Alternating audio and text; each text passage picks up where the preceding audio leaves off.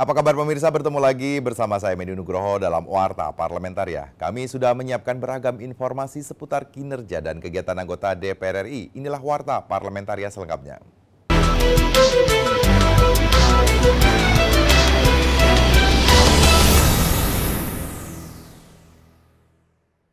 Komisi 5 DPR RI berharap agar BMKG bisa lebih proaktif dalam memberikan informasi perkembangan kondisi alam kepada masyarakat. BMKG harus memastikan jika informasi sudah cukup jelas dan bisa menjadi acuan bagi masyarakat untuk lebih waspada. Memasuki musim penghujan yang diprediksi mencapai puncaknya pada Januari dan Februari 2021 mendatang, Komisi 5 DPR RI meminta Badan Meteorologi, Klimatologi dan Geofisika atau BMKG dapat memberikan informasi yang lebih akurat dan tepat. Anggota Komisi 5 DPR RI Hamka Badi memberikan apresiasi terhadap kinerja BMKG yang cepat dalam menyebarkan informasi kepada masyarakat. Masih persoalannya adalah BMKG harus proaktif mengecek apakah sampai itu berita itu kepada masyarakat agar supaya seluruh informasi-informasi yang disampaikan oleh BMKG itu dapat sampai kepada masyarakat. Ini bukan pekerjaan kecil ya, itu besar dan itu harus kita antisipasi. Hal senada juga disampaikan oleh anggota Komisi 5 DPR RI Novita Wijayanti. Sejauh ini BMKG sudah sangat baik dalam menyebarkan informasi terkait kondisi alam kepada masyarakat. Sehingga kita menekankan kepada BMKG untuk selalu cermat memberikan informasi-informasi kepada masyarakat dan kemudian juga memberikan langkah-langkah apa yang bisa dilakukan oleh masyarakat. Dengan memberikan informasi yang cermat dan cepat, maka masyarakat dan pemerintah daerah pastinya dengan BMKG serta Basarnas bisa saling menginfokan kepada masyarakat harus bagaimana ini masyarakat. Nadia dan Temi, TVR Parlemen, melaporkan. Anggota Komisi 7 DPR RI meminta anggota Dewan Energi Nasional atau DEN untuk merancang dan menetapkan strategi ketahanan energi nasional, baik jangka menengah sampai jangka panjang. Ditemui usai melakukan fit and proper test calon anggota Dewan Energi Nasional periode 2020 sampai 2025 di Gedung Nusantara 1 Senayan, Jakarta. Anggota Komisi 7 DPR RI Sartono mengatakan, anggota Dewan Energi Nasional yang terpilih nantinya harus bisa memberikan strategi untuk ketahanan energi nasional. Menilai dan menganggap Dewan Energi Nasional itu sangat penting dan strategis karena dia akan merancang dan menetapkan untuk ketahanan energi secara nasional sekarang ya, jangka menengah dan jangka ke depan. Nah, untuk itu juga harus diberikan suatu penguatan. Sementara itu, anggota Dewan Energi Nasional yang terpilih, Herman Darnel Ibrahim mengatakan, strategi yang perlu dilakukan memperkuat cadangan penyangga energi untuk ketahanan dan harus membatasi ekspor. Untuk cadangan strategisnya demikian juga, ya itu yang terpenting untuk memperkuat ketahanan dan kemudian juga membatasi juga ekspor karena cadangan yang ada ini perlu disediakan juga untuk generasi mendatang, ada hak anak cucu kita di sana. Nah, terus tentang penguatan DEN, memang waktu dulu itu kekurangannya adalah jumlah sidang tidak sering, sedangkan keputusan harus melalui sidang. Dari Senayan, Jakarta, Mahir dan Aang, TVR Parlemen, melaporkan. Komisi 2 DPR RI menilai pelaksanaan pemilihan umum kepala daerah di tengah suasana pandemi COVID-19 merupakan tantangan dan ujian bagi calon kepala daerah. Kapasitas para paslon kepala daerah dapat diuji dan dinilai secara langsung oleh masyarakat di setiap tahapan pelaksanaan pilkada serentak. Anggota Komisi 2 DPR RI Agung Widiantoro mengatakan, masyarakat dapat melakukan penilaian sejak dini kepada tiap calon kepala daerah dengan melihat sepak terjang paslon selama menjalani tahapan pilkada. Keterbatasan ruang gerak dalam melakukan sosialisasi dan kampanye membuat interaksi dengan masyarakat pemilih menjadi terhambat. Justru melalui pendekatan virtual inilah kita didik masyarakat pemilih untuk menjadi pemilih cerdas.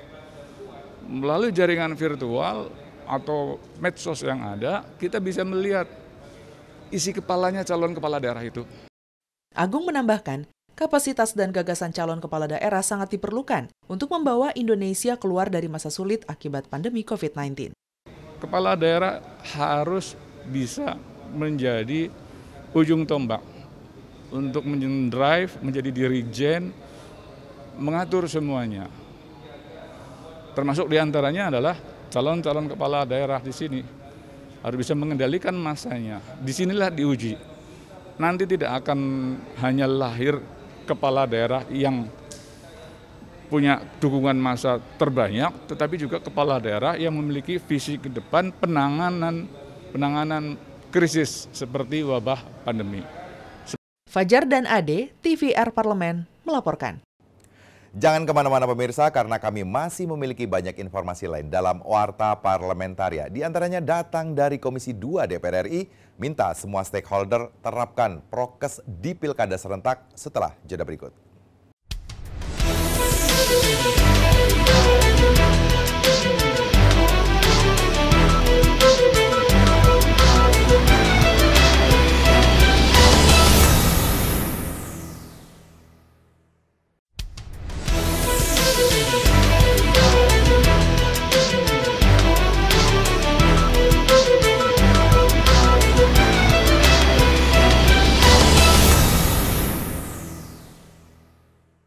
Komisi 2 DPR RI meminta semua stakeholder untuk bersatu dalam penerapan protokol kesehatan COVID-19 saat pelaksanaan Pilkada Serentak 9 Desember 2020 nanti. Ditemui usai rapat kerja Komisi 2 DPR RI dengan Menteri Dalam Negeri, Ketua KPU dan Ketua Bawaslu di Gedung Nusantara Senayan, Jakarta, anggota Komisi 2 DPR RI Gus Pardi Gaus mengatakan, semua pihak yang terlibat Pilkada Serentak 2020 seperti pemerintah pusat, pemerintah daerah, partai politik, pasangan calon, tim pemenang maupun simpatisan untuk bersatu dalam menerapkan protokol kesehatan dalam Pilkada Serentak. Kepada semua stakeholder, seluruh pemerintah, baik pusat, daerah, kemudian partai politik, paslon, tim pemenangan, tim sukses untuk satu padu dalam menyikapi pandemi COVID. Senada dengan itu, anggota Komisi 2 DPR RI Zulfikar Arse Sadikin mengatakan, sejauh ini laporan dari Satgas COVID-19 Pilkada Serentak tidak menjadi klaster baru penyebaran COVID-19. Namun kita harus tetap ketat menjalankan protokol kesehatan agar penyelenggaraan Pilkada Serentak 2020 aman dan menyelamatkan semua pihak. Sejauh ini apa yang tadi kita dengar dari paparan yang disampaikan oleh para mitra kerja, Mendagri, Satgas Covid, KPU, Bawaslu, DKPP, kita apresiasi karena sejauh ini Pilkada 2020 ini tidak menjadi klaster baru penyebaran COVID-19. Nah, ini patut kita syukuri. Dari Senayan, Jakarta, Mahir dan Syamsul, TVR Parlemen, melaporkan. Pimpinan DPR RI audiensi dengan perwakilan musisi, aktris tanah air untuk membahas sejumlah permasalahan dunia hiburan di tengah pandemi COVID-19.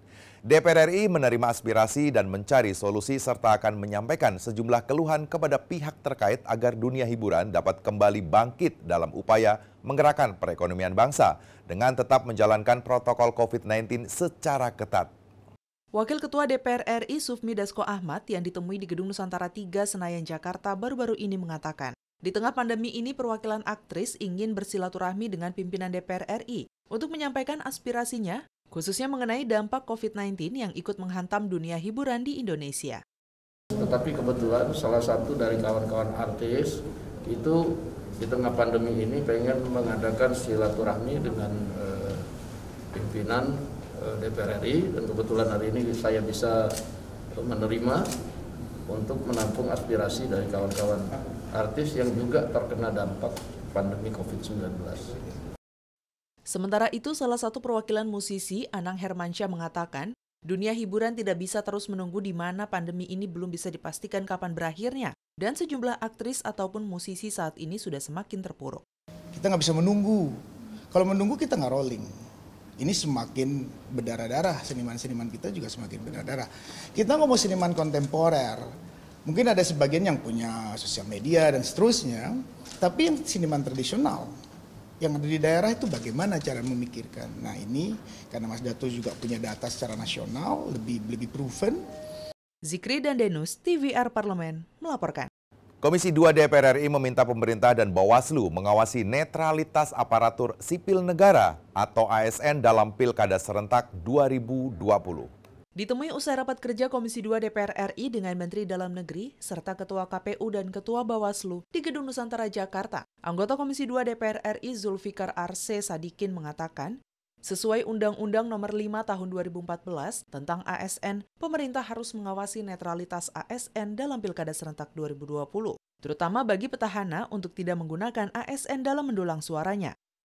Kita minta Mendagri karena ada di Undang-Undang ASN ya, Undang-Undang 5 2014 ya, harus netral ya kan. Kita minta juga Bawaslu mengawasi, kita minta juga petahana termasuk paslon ya kan. Jangan menggunakan ASN untuk mendulang suara. Kalau memang Anda yakin bahwa Anda itu paslon terbaik, ngapain harus menggunakan cara yang curang? Anggota Komisi 2 DPR RI Guspardi Gaus mengatakan, dalam Undang-Undang Nomor 5 Tahun 2014 tentang ASN, calon kepala daerah tidak boleh melibatkan langsung ASN dalam pilkada jika hal tersebut masih terjadi. Ia meminta Bawaslu memberi sanksi kepada paslon yang melanggar. Netralitas ASN yang selalu diganggu dan diseret oleh para kepala daerah. Tentu saya berharap ke seluruh kepala daerah yang incumbent, janganlah bermain. Sebagaimanapun akibat daripada upaya yang dilakukan ini tentu ada aturan yang mengatur sehingga bisa saja dieliminir. Dari Senayan, Jakarta, Mahir dan Syamsul, TVR Parlemen melaporkan. Pemirsa, kami masih memiliki banyak informasi lain dalam Warta Parlamentaria. Tetaplah bersama kami.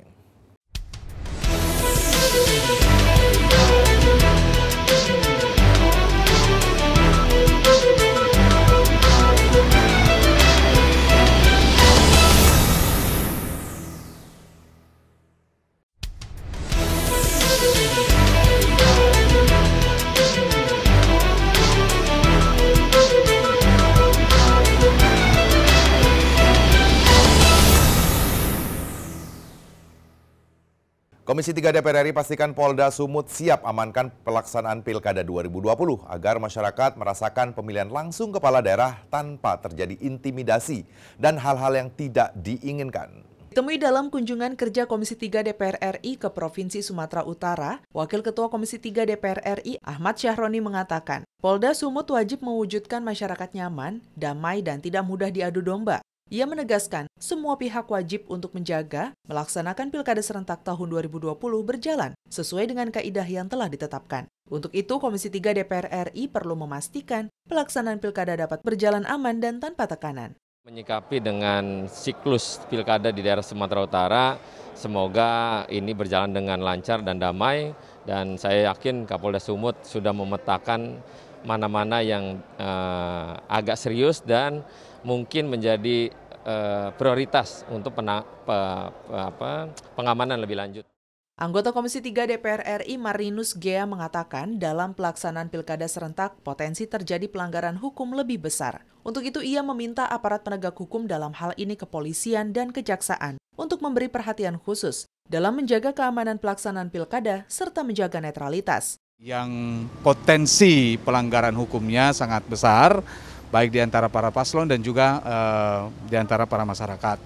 Nah, oleh karena itu kita meminta kepada para penegak hukum, polisi, ya, kejaksaan, supaya benar-benar memberikan perhatian ya khusus. Dari Provinsi Sumatera Utara, Koko, TVR Parlemen melaporkan. Anggota Komisi 5 DPR RI mendukung rencana Pemprov DKI Jakarta yang ingin memanfaatkan Hotel Bintang 1 dan Bintang 2 di Jakarta untuk dijadikan tempat pengungsian masyarakat yang terimbas banjir. Di Gedung Nusantara 2 DPR RI Jakarta, Hamka Baco menyampaikan, rencana tersebut selain bisa menekan angka penyebaran virus corona semakin meningkat di tengah kondisi bencana, juga bisa menggerakkan tumbuhnya perekonomian hotel dan masyarakat sekitar. Meski begitu, Pemprov DKI Jakarta harus benar-benar memastikan lebih dulu semua hotel yang akan digunakan sebagai tempat pengungsian menerapkan protokol kesehatan sesuai standar. Memang pemerintah dan kami pun juga setuju bagaimana menyeimbangkan antara kesehatan dan ekonomi bergerak. Kesehatan masyarakat itu jadi dan ekonomi tetap berkembang. Jadi makanya apa yang disampaikan oleh gubernur ya, itu saya kira wajar-wajar saja.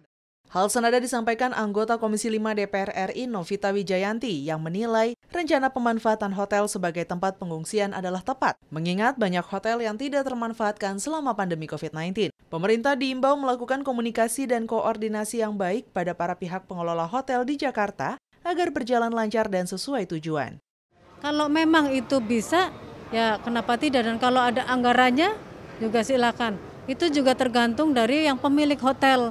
Kalau untuk bencana, kalau mereka membolehkan dengan mungkin tarif yang sudah disesuaikan dan dibiayain oleh pemerintah, cocok, oke.